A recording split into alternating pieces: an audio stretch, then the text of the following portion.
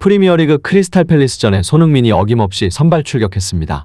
이 경기는 토트넘의 이번 시즌뿐만이 아니라 다음 시즌에 운명이 걸려있다고 해도 무방한 어떤 이유를 막론하고 반드시 잡아야 하는 경기였습니다. 왜냐하면 최근 브라이튼이 맨유전에서 승리를 하며 6위로 올라섰고 토트넘은 7위로 내려앉았기 때문입니다. 게다가 토트넘은 프리미어리그에서 돌풍을 일으키고 있는 파리 아스톤빌라와 승점이 동률이기에 7위 자리마저 안전하지 않았습니다. 즉 토트넘은 챔피언스리그는 고사하고 심지어 유로파리그는커녕 유로파 컨퍼런스도 못 나갈 위기에 처해 있는 것입니다. 토트넘이 아무리 클럽의 브랜드 이미지가 있다고 하더라도 다음 시즌 아무런 유럽 대항전 출전권을 따내지 못한다면 감독이든 선수든 A급 매물을 데려오는 것은 거의 불가능에 가까워집니다. 따라서 손흥민의 완벽 부활 이후에 손흥민이 살아야 토트넘이 산다고 주장했던 영국 언론들은 경기 전부터 과연 손흥민이 토트넘의 구세주가 될 수 있을 것인가라며 무엇보다 손흥민의 활약을 집중 조명했습니다. 그런데 이 경기는 특이한 점이 있었는데요. 분위기가 좋지 않은 토트넘이었는데도 선발 라인업이 발표되자마자 전세계 모든 토트넘 팬들이 환호성을 지른 겁니다. 그 이유는 바로 드디어 다이어가 빠졌기 때문이었습니다. 최근 토트넘에게 승리가 없는 이유는 다이어의 수비 호러쇼 때문이라고 봐도 무방했는데 고집불통 콘테와는 다르게 유연한 메이스는 토트넘의 붙박이 주전이었던 다이어를 내쳤고 과감한 수비진 개혁을 실시했습니다. 그동안 손흥민을 괴롭힌 수비구멍이 없는 상태에서 무엇보다 손흥민의 활약이 기대되는 오늘이었습니다.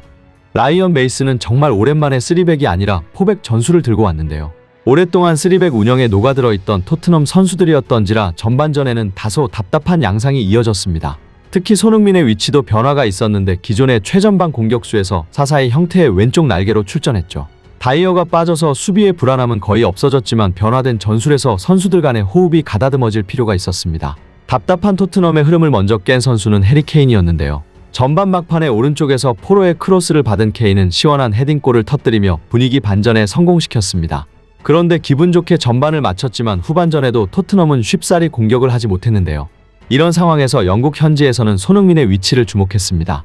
지난 리버풀전에서는 케인과 투톱으로 나오며 리버풀을 상대로 3골을 몰아치는 등 엄청난 공격력을 보여줬던 토트넘이었는데 오늘 경기에서는 최전방이었던 손흥민을 밑으로 내리고 케인과 분리시키니까 손흥민에게 다시 수비 부담을 가중되어 토트넘의 공격력이 약화된 겁니다. 손흥민은 이 경기에서만 거의 저 정도면 최후방 센터백이 아닌가라는 말이 나올 정도로 매우 낮은 위치에서 수비 부담을 떠안는 장면이 2개가 나왔는데요. 공격 지역으로 스프린트를 해야 하는데 상대 선수의 역습을 막기 위해 수비 지역으로 스프린트를 하는 손흥민의 모습을 보고 영국 전문가들은 지금 이 장면이 토트넘이 답답한 경기를 하고 있는 이유입니다고 꼬집기도 했습니다. 또한 손흥민은 수비 가담을 열심히 하는 와중에도 공격적 임무를 한 시도 놓치지 않았는데요. 사실상 그라운드 위에서 손흥민이 누비지 않는 공간이 없을 정도였습니다. 따라서 손흥민의 체력적 부담은 2배로 늘어났고 체력이 문제가 되면 공격적인 날카로움도 무뎌질 수밖에 없습니다. 손흥민은 후반 74분 로메로의 환상적인 패스를 받아 골키퍼와 1대1 찬스를 맞이했지만 이미 호흡이 떠있는 상태였고 제대로 된 마무리를 할 수 없었죠. 경기를 끝낼 수도 있는 쐐기골 찬스였기에 지켜보는 이들 모두가 아쉬워했습니다. 팬들도 라이언 메이스는 유연한 감독이기에 그의 선택을 존중한다면서도 다이어를 빼고 수비력을 강화시킨 건 옳은 선택이지만 공격력을 약화시킬 필요가 있었을까? 지난 경기들에서 증명됐듯이 손흥민에게 공격적인 자유로움을 줬을 때 그는 많은 득점을 성공시켰다. 손흥민은 수비 부담을 줘서는 안 되는 선수이다. 왜 손흥민 케인 투톱을 쓰다가 다시 손흥민의 역할을 제한시켰는지 모르겠다. 우리는 크리스탈 팰리스전 초라할 정도로 공격 찬스를 만들지 못했다. 이런 흐름이 이어져서는 안 된다. 가장 이해가 되지 않았던 건 히샬리송이 클로셉스키가 교체되어 나갔는데도 손흥민을 전방 공격수로 쓰지 않았다는 것이다.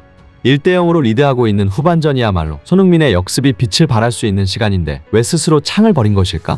오늘 메이슨의 운영은 여러모로 아쉽다 등의 반응을 보였습니다. 요즘 기세가 바짝 오른 손흥민이었기에 오늘 손흥민의 역할에 대해 아쉬워하는 팬들이 많았을 것인데요. 메이슨 감독 대행이 오늘의 답답한 공격적 흐름을 기억하고 문제를 해결할 수 있길 바라며 영상 마치겠습니다. 끝까지 시청해주셔서 감사합니다.